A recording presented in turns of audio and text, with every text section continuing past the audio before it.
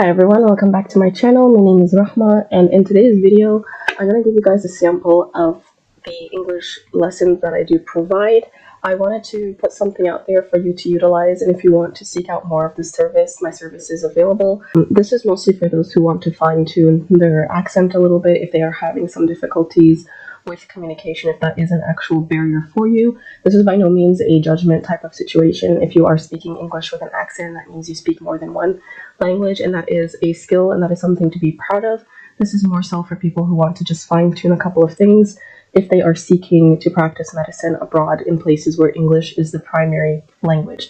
Now, I do have to claim that I am a little bit sick, so you might be hearing things not in the best way at this time, unfortunately, but without further ado, we're going to begin our first lesson. This is a sample, of course. If you're interested to continue some lessons with me, I will put the link in the description below on how you can book those classes. Welcome to English lesson number 1. The first thing we're going to do is we're going to introduce ourselves. Okay, so I want you to introduce yourself properly as if you are speaking to a patient. And you're going to say your name, what your position is, and what you work as. Okay, so hello, my name is blank. I am a blank. Put in your position. Here at location, how can I help you today?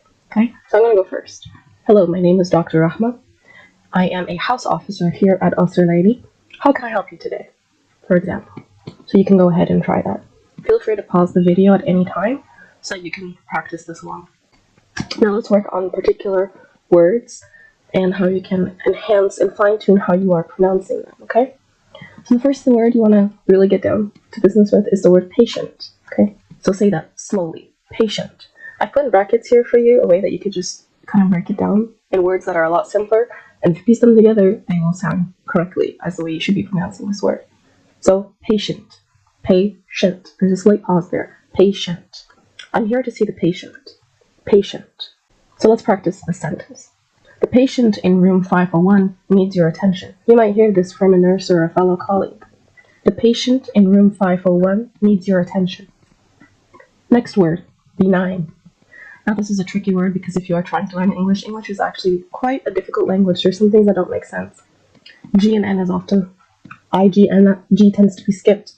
So you don't really know these words unless you're speaking with a native speaker, which is why I really recommend, if you want to boost and elevate your spoken language skills, to interact with someone who was raised abroad or has a native accent that they know how to pronounce these words.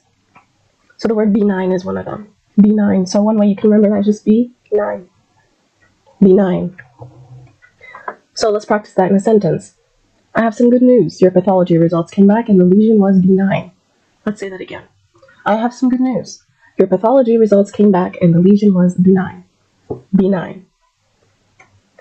Next word, angina. Angina. How are we going to say that in simple words? You can break it down in the words an, j, and I, and a. So angina.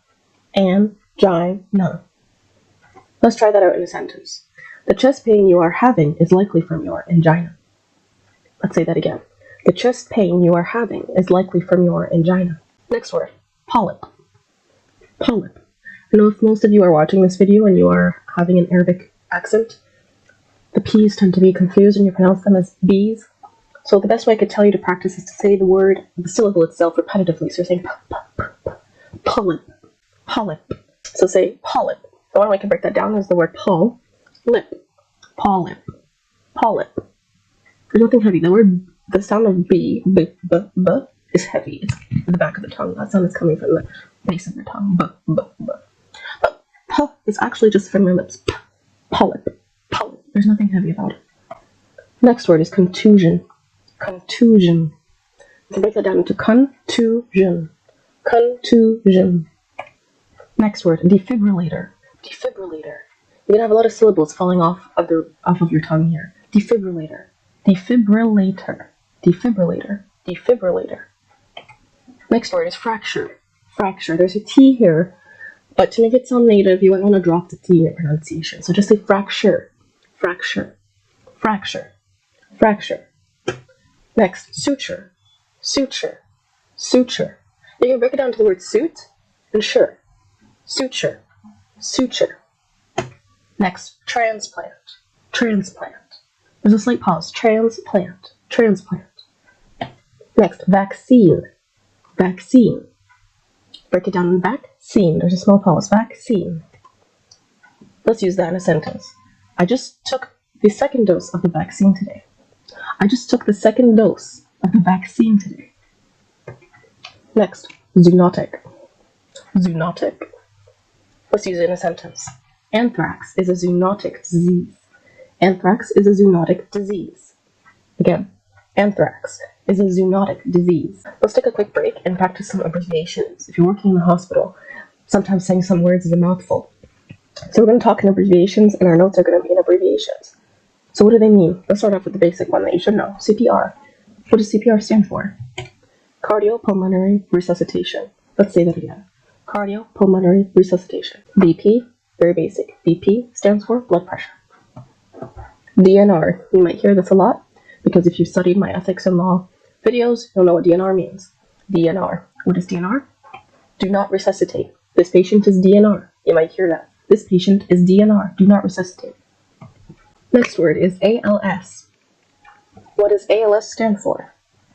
Advanced life support. Let's say that again. Advanced life support. PT. What does PT stand for? Physical therapy. Physical therapy. Stat. You're going to hear this word a lot if you're in the ER. Stat. Stat. What does that mean? Immediately. Get these lads. Stat. Immediately. Let's go back to the accent work right now. Adhesions. Adhesions. Adhesions. Adhesions. Amniotic fluid. Amniotic fluid. Amniotic. Amniotic. Amniotic fluid. Amniotic fluid. And that's the end of the sample. So if you guys are interested in practicing a little bit more live sessions, I won't be uploading any kind of like videos that are recorded. I do prefer live so that I can hear your voice and fine tune it where it needs to be, because each case is kind of unique. So if you guys are interested, I do have my lessons available. Leave a link in the description for you. Excuse me, I really think I have COVID, honestly. My voice, I can barely hear it, and probably wasn't the best choice to do this video with my voice practically dead. But like I said, I do prefer live one-on-one sessions. The classes are available Friday, Saturday, Sunday. You can pick a 7 p.m. or a 9 p.m. slot. If there is a particular exception in the time, you can always reach out and message me on the page itself. What you can expect is a 45-minute Zoom meeting, similar to the style that you saw here. We're going to take words.